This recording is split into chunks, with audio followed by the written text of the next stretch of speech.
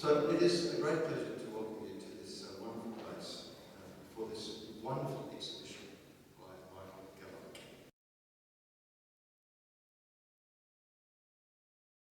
Without any further ado, I'd like to welcome and introduce Mr. Roger Beale to speak to us about this exhibition. And here among Michael's many glorious angels, we surely find Gabriel. Gabriel at the beginning, the Annunciation, and the triumphal end of Christ's earthly mission. Angels are a bit out of theological fashion. They've become trivialized. Would imagining the reality of a richer supernatural world lead to a deeper Christian life? Would it fill the void many filled with New Age spirituality or passionate secularism? Those are really among the big questions that Michael Galovic's exhibition poses. Michael, could you please tell us a little bit about what inspired this show and what drives your art? Michael, thank you. I most sincerely don't know any better compliment than from a fellow artist. But from the moment Roger and I connected, although we haven't known each other before this time in Canberra, Roger checked my work and started a correspondence with me, and I saw how much of genuine respect and understanding is there between him and me, who never knew each other, but suddenly became completely like friends who have known each other for a very long time because we are talking the same thing.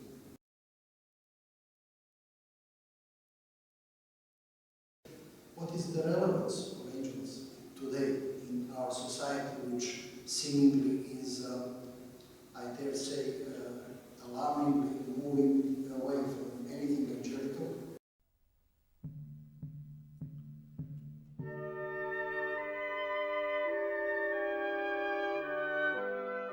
When Stephen brought a lady called, I think, Amy, who entered the room and said, "How many years did it take you to do this?" I said, "I love the woman." I said, "Oh, I will pay you, I invite you for a dinner, you are fantastic." Oh, that's the essential question. If you are obsessive, compulsive type like me, it takes you a year. But even that is not actually true. It took me 50 years, without any exaggeration, 50 years to be able to do it in 1 year. My stepfather, whose name is from Bible, Rufin, was a very good painter, portrait painter, and an excellent restorer of icons and frescoes.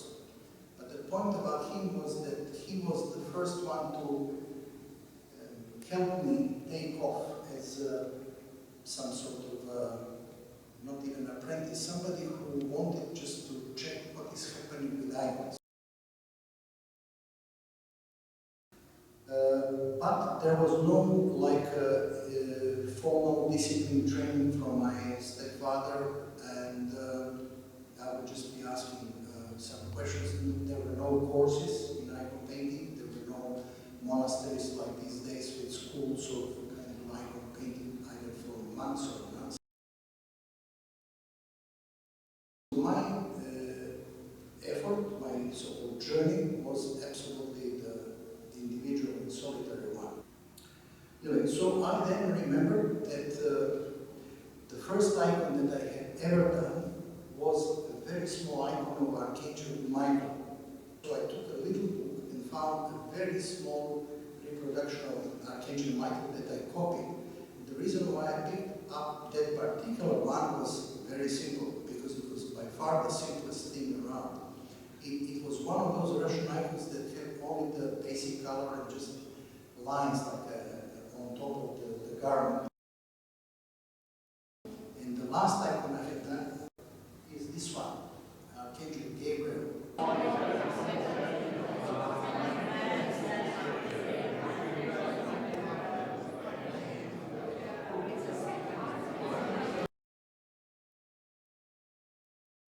This idea about making a body of work on angels is an old one with me, has been brewing in me for many years. I even contemplated having an exhibition at Mont Saint-Michel in Brittany, in France. And what I managed to do is I didn't get that exhibition there, but I managed to do an artwork of Archangel Michael in a celestial battle against the evil over the Mont Saint-Michel. In the Orthodox Christian tradition, in the iconography, the Archangel Raphael, meaning the healing of God or God has healed, with his known symbol, big fish, is really rarely, if ever, depicted, both in icons or on frescoes. I kind of seized back in the past to other traditions and realized that there is a depiction of Archangel Raphael in the Islamic tradition, in the Mughal tradition. It is mostly a no that Quran does not prohibit imagery, human or otherwise. It is just the interpretation and the interpreters of Quran that insist of not having the imagery because of the fear of idolatry. And in this particular case, we see this wonderfully detailed and ornate, lavishly decorated Archangel Gabriel under an obvious influence of Persian art. And not only Persian art, but also if you just check on the Archangel's flesh color, the head and the hands, they are basically so strongly made up, like that makeup, white makeup is so much like Japanese No or Buto kind of tradition in their theater that is absolutely uncanny and most wonderful. To more like think for a moment about the overlap and what brings us together.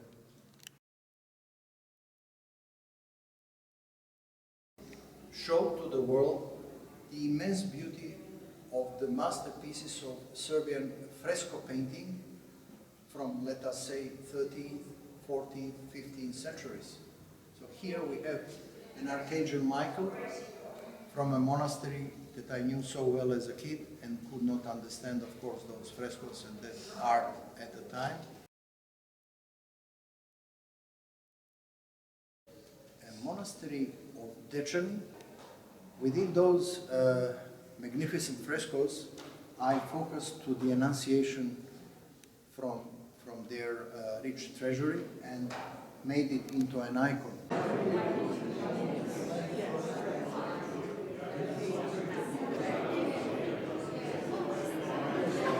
Most people who show any interest in icons know about the famous Holy Trinity icon of Andrei Rublev, touted as the best iconographer of all times. In the Serbian medieval tradition, there is an icon that is particularly close to my heart. So I based my own icon of the Holy Trinity on that known icon by the Serbian monk Longin, or Longinus, from the 16th century.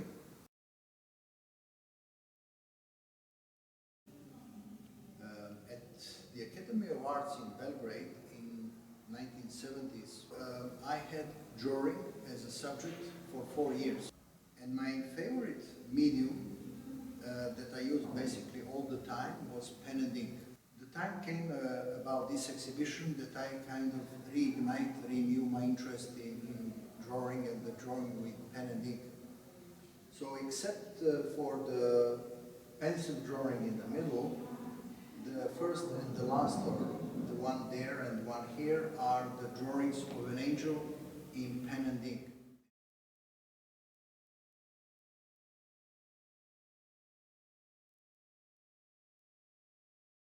thing is that when I finished this icon, the myrrh-bearing women by the tomb of our Lord, with a focus on the angel by the tomb, pointing the tomb, all that being a side icon of the resurrection, I was really myself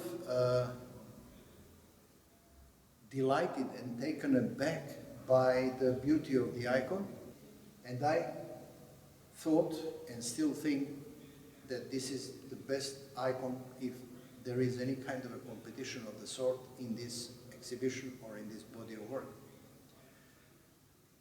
So when I thought of anybody buying this icon for themselves, I decided to buy that icon for myself.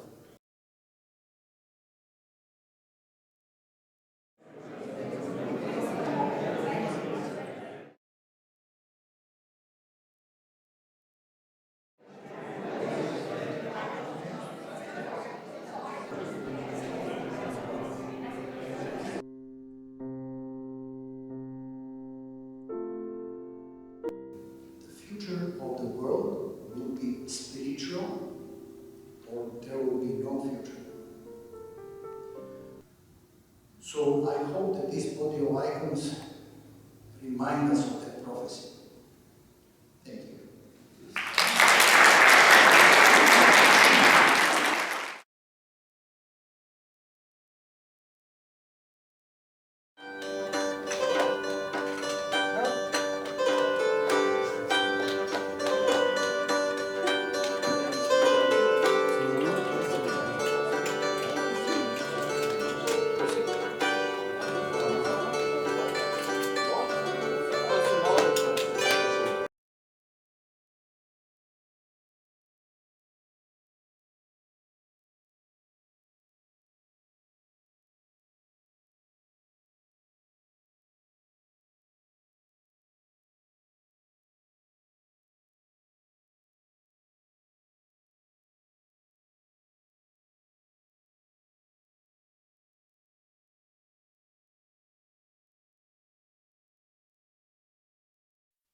Gadea